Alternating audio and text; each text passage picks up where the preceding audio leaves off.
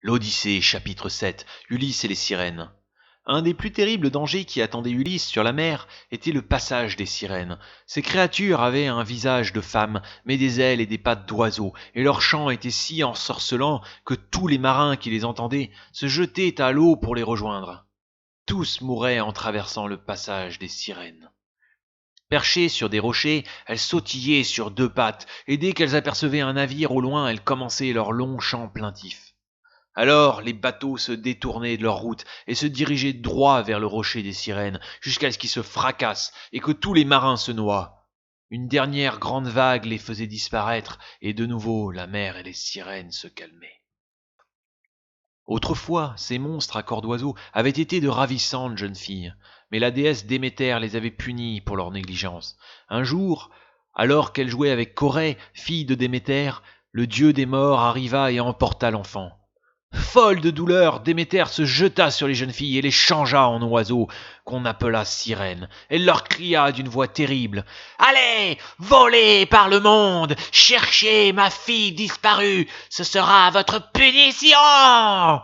Les jeunes filles, voyant leur beauté disparaître sous des plumes et des griffes poussées au bout de leurs pieds, devinrent très méchantes.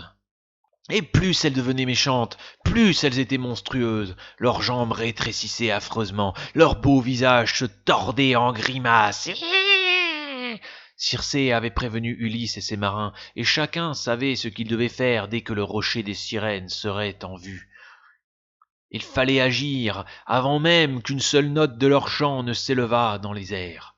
Aussi, dès qu'apparut au loin la forme grisâtre d'un rocher, les marins se bouchèrent soigneusement les oreilles avec des boulettes de cire d'abeille qu'ils avaient recueillies sur l'île d'Aiaé. Puis ils saisirent Ulysse et le ficelèrent solidement au mât. Il était temps.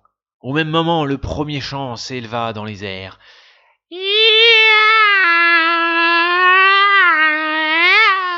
Et Ulysse, séduit par la mélodie, commença à se débattre et à insulter son équipage. « Lâchez-moi » criait-il. « Délivrez-moi ! Pourceau, imbécile, vous serez châtié comme il convient !» Il se tordait dans tous les sens et essayait de scier ses liens avec ses dents.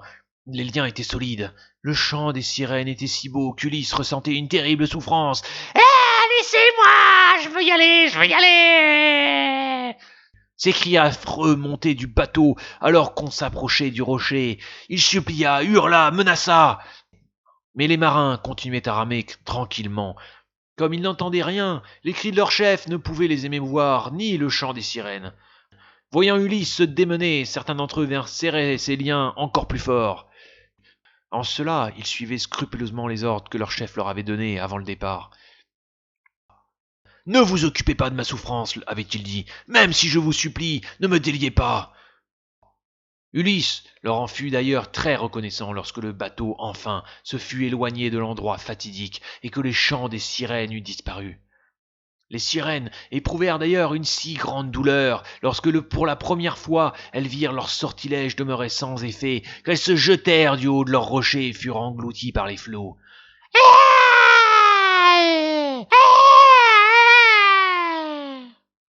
Ainsi, aucun navigateur n'eut plus à redouter ces monstres.